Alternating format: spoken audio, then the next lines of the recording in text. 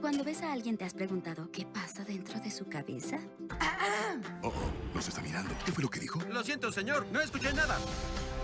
Todas lo vieron, ¿verdad? Ya puso de nuevo su expresión tonta. Señor, hizo ojitos de huevo cocido. ¿Sacar la basura? ¿El asiento del inodoro? ¿Qué? ¿Qué quieres, mujer? ¿Qué? ¿Por él dejamos al piloto del helicóptero brasileño? Ven, vuela conmigo, gatinha. Soy alegría, ella es tristeza. Él es furia, ella es desagrado. Y él es temor. Somos las emociones de Riley. Somos los que hacen a Riley, Riley. ¡Bájate de mí! Buen trabajo siendo sutil, furia. ¡Es un placer, alegría! Estos son los recuerdos de Riley, en su mayoría felices. ¿Creen que tal vez pueda sostener uno? ¡Tristeza! ¿Qué estás haciendo? ¡Los pensamientos centrales! ¡Estamos locos! ¡No!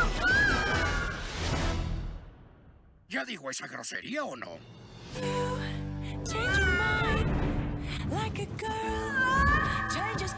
¿Estás bien, hija? Bien, creo. ¿Dónde estamos? Memoria a largo plazo. Solo hay que volver al cuartel general y volver todo a la normalidad. Estoy muy triste para guiarte. Conozco un atajo. Síganme. Yo entro aquí todo el tiempo. ¿Lo ves? Peligro. Atajo. ¡Es inmenso! El bosque de las papas fritas. ¡Noveria! Yo también quiero. ¡Hey! ¿Estás demente o qué? ¿O empiezas a reparar esa pared? No, ¿producciones de ensueño? No me digan, no trae pantalones. ¡Qué horror! ¡Vino a la escuela sin pantalones! ¡Le atiné! No tienen que venir a todos los partidos. Tenemos un gran problema. ¡No me perderé ninguno! ¡Tu espacio feliz! De los creadores de Up, una aventura de altura, Monster Inc. y Buscando a Nemo. ¡Riley, ya casi llegamos! Quisiera que Alegría estuviera aquí. ¡Ahí está! De Disney Pixar, Intensamente. ¡Cerebro frío!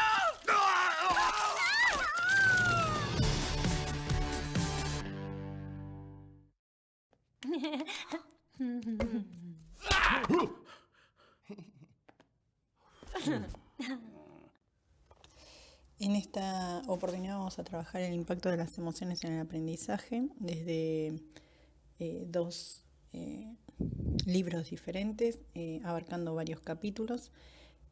Son compilaciones de algunas unidades o trabajos de autores que entienden que las emociones en el aprendizaje tienen un papel primordial y entonces brindan algunas herramientas para repensar el papel de las emociones en el aula y en la relación docente y estudiante.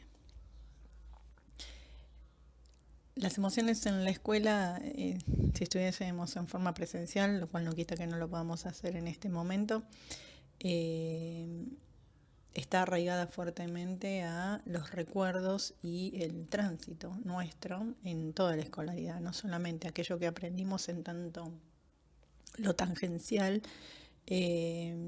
si sabemos escribir, si sabemos manejar los números o si tenemos algún concepto, sino también de qué manera eso ha quedado interiorizado. Entonces, la idea era un poco jugar y que traigan al presente algún momento que hayan vivido en la escuela y después pensar, digamos, qué emoción está relacionada a eso, qué persona, qué palabra, cómo se sintieron. No necesariamente siempre los aprendizajes son placenteros, ¿no? Bueno, le dejo para cada uno, digamos, ese momento de introspección. Una primera diferencia son las emociones y los sentimientos. Emoción como conjunto de cambios corporales, físicos, fisiológicos que se ponen en manifiesto durante el estado emocional. ¿Cómo lo detectamos? Gestos, sudoración, por ejemplo, variación de la temperatura corporal. Rigidez, por ejemplo, en el rostro, cambios posturales. Sentimiento es la percepción consciente de esos cambios corporales, ¿no? Que tienen unida una emoción, una experiencia, ¿sí? Y que van a dejar ahí una historia o una memoria. Ya lo vamos a ver cuando veamos memoria. Bueno, este era mi recuerdo, ¿sí? Soy yo con mi maestra de jardín. El concepto de emoción, vamos a ver acá diferentes autores, ¿sí? Ya Darwin en su teoría sobre la evolución hacia un estudio comparativo en los animales, viendo ahí algunas emociones primarias que tienen diferentes especies y que se repiten en el hombre. Vamos a tomar acá, que después más adelante lo vamos a profundizar, algunos trabajos de Jonah Lehner, de Paul Ekman, ¿sí? Y de Imordino Yam también, ¿no? Para pensar las emociones, los cambios fisiológicos y los procesos cognitivos y la razón, cómo nuestro pensamiento está asociado a las emociones también. Por eso podemos tomar una decisión equivocada y hasta ir en contra de nuestros intereses. La cognición y las emociones, esto que dijimos, están íntimamente relacionadas. Hay un primer mecanismo, ¿no?, para la racionalidad y ambas se integran. Siempre se busca encaminarlas, que trabajen juntas en relación a la dirección adecuada. Como dijimos antes, no siempre se logra. Algunas preguntas, digamos, ¿por qué incluir las emociones o por qué tenerlas presentes? Es cómo podemos ser nosotros agentes en el desarrollo emocional de una persona, cómo generar un clima de trabajo que sea positivo y una emoción adecuada, tanto para el que trabaja como para el que recibe, ¿no? Hablamos de todos los implicados en el aula. Después de esa primera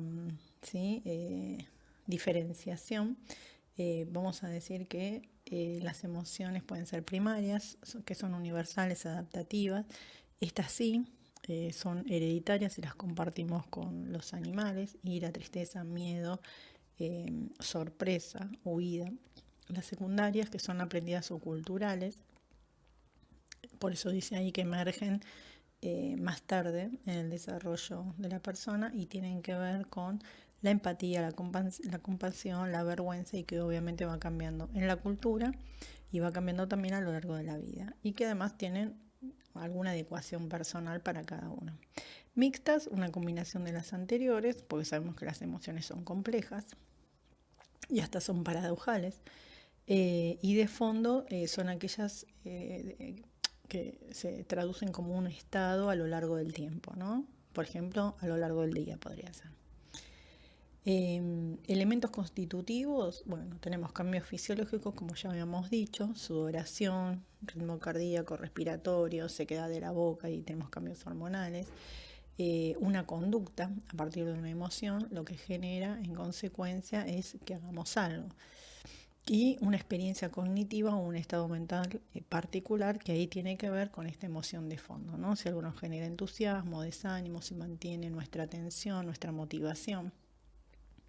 Evocar recuerdos, ponerlos en una línea de tiempo o asociarlos con algunas otras cuestiones.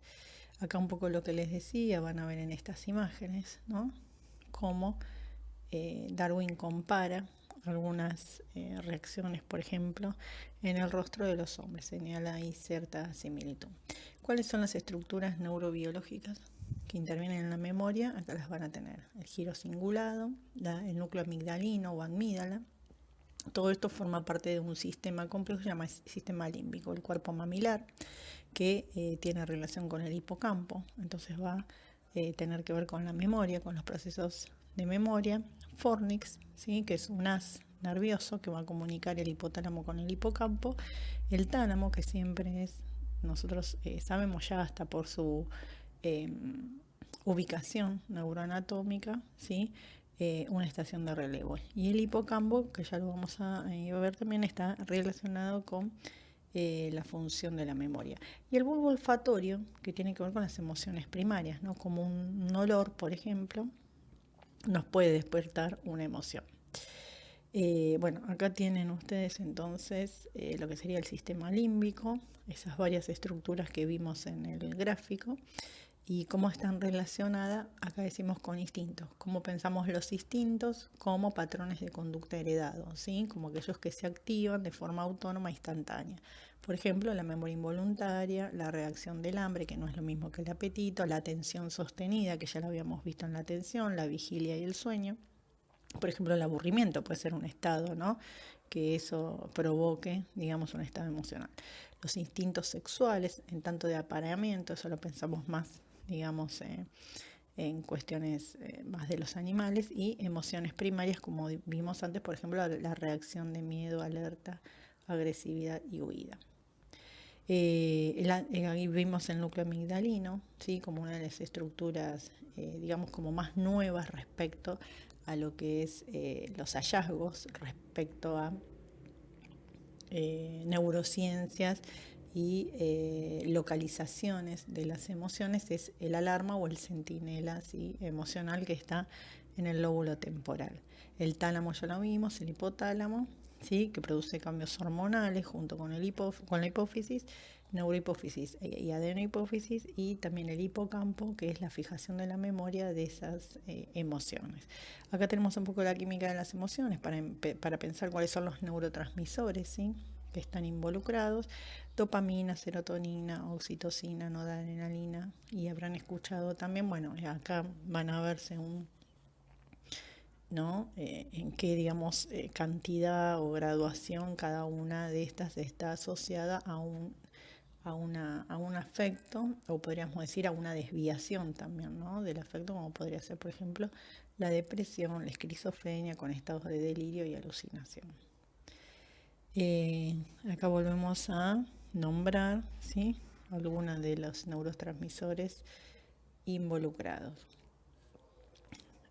Dijimos que las emociones secundarias son culturales, entonces tienen un desarrollo, se aprenden. ¿Cuáles son esas etapas de ese desarrollo emocional? De hacer cuenta, nombrarlas, aceptar las emociones, expresarlas y regularlas, ¿no? Esto se trabaja en el aula.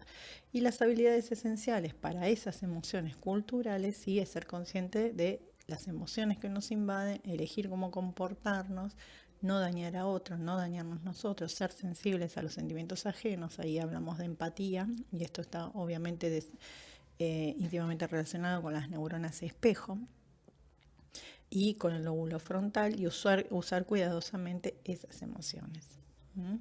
Acá algunos tips ustedes van a encontrar a lo largo de este texto, sobre todo en la parte de atrás, algunas estrategias didácticas para trabajar estas cuestiones en el aula. Nos vemos la próxima clase.